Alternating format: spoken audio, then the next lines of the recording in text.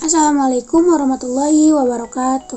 Selamat pagi teman-teman semua. Ketemu lagi sama aku Siti Nuraningsi dengan NIM 2113401110. Aku dari kelas Teknik Produksi Film kelas 2 atau kelas B ya teman-teman. Gak kerasa ya, sekarang kita udah ada di learning journal yang ke-8 teman-teman. Nah, di pertemuan minggu kemarin, di pertemuan ke-7 itu kita sudah melaksanakan UTS atau ujian tengah semester. Dan hari ini di learning journal yang ke-8 aku bakal bahas materi minggu lalu, yaitu materi kemarin atau materi setelah ujian tengah semester ya. Oke. Karena di UTS kita nggak buat learning journal, jadi ini tuh ceritanya setelah UTS kan teman-teman. Untuk apa kita membuat learning journal? Untuk mengulas atau mengingat kembali materi yang sudah dijelaskan waktu pertemuan kemarin teman-teman.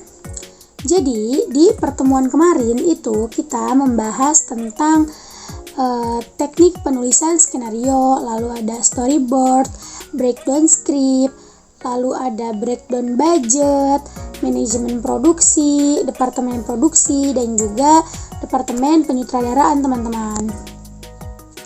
Nah, yang pertama itu di teknik penulisan skenario. Nah, teknik penulisan skenario itu seperti apa sih teman-teman?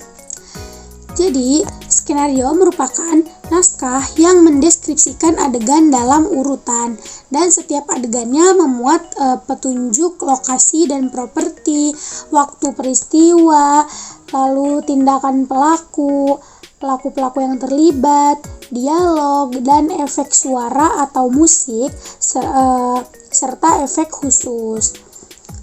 Penulis skenario adalah sineas profesional yang menciptakan dan meletakkan dasar acuan bagi pembuatan film dalam bentuk format naskah skenario. Menurut Marceli Sumarno, dalam skenario atau naskah yang baik dinilai bukan hanya dari bagaimana skenario tersebut mudah dibaca, melainkan dari segi keefektivitasan sebuah naskah dalam tahap produksi film. Nah, itu tentang pembahasan tentang teknik penulisan skenario. Lalu yang selanjutnya itu yang kedua membahas tentang storyboard. Storyboard itu apa sih?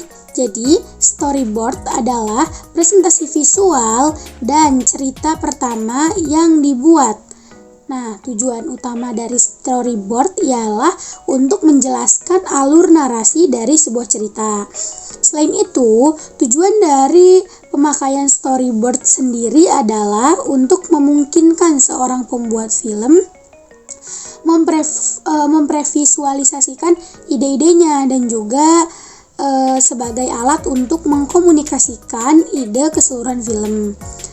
Dalam dunia animasi dan sinema, storyboard ini berfungsi sebagai panduan bagi semua orang yang terlibat di dalamnya, mulai dari sutradara, penulis skenario, lalu lighting, operator kamera, dan lain sebagainya. Itu tentang storyboard ya teman-teman.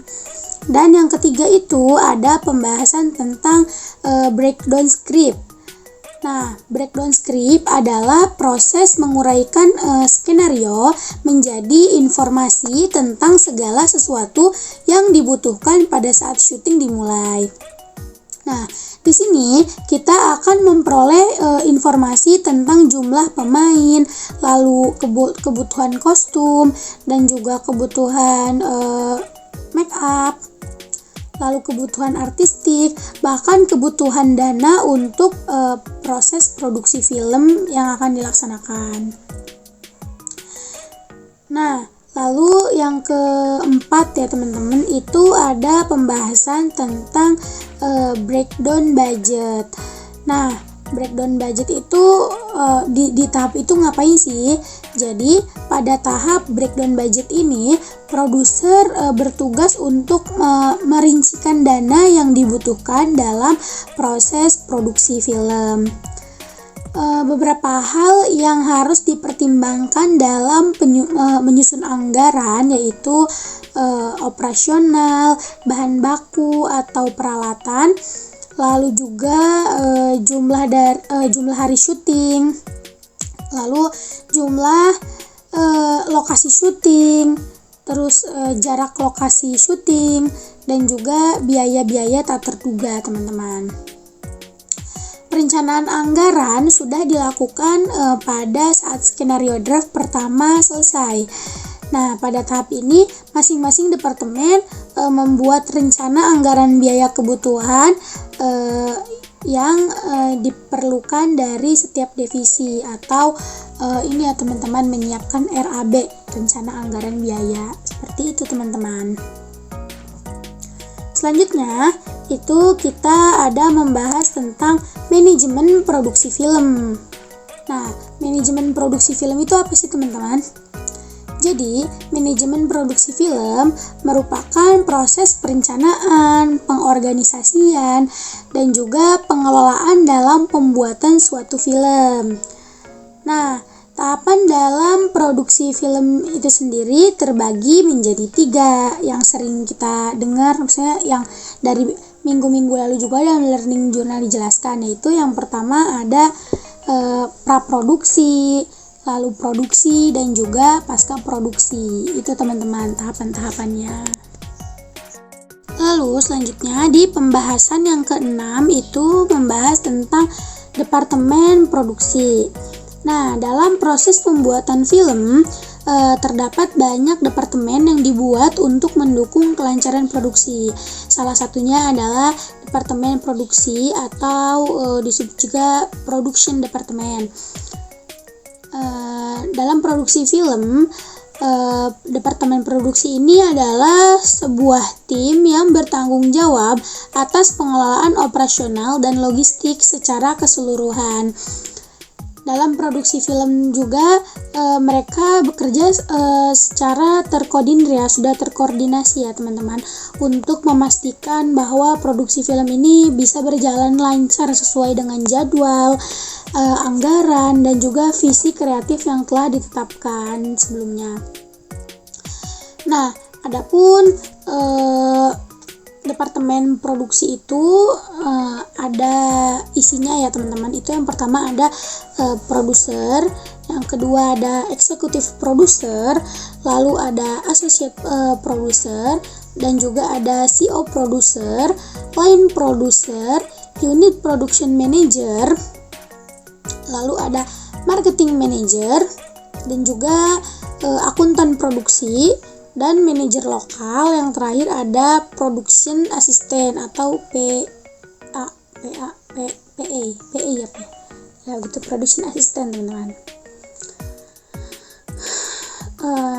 Pembahasan yang terakhir teman-teman, yang ke-7 kalau nggak salah, itu ada departemen penyutradaraan.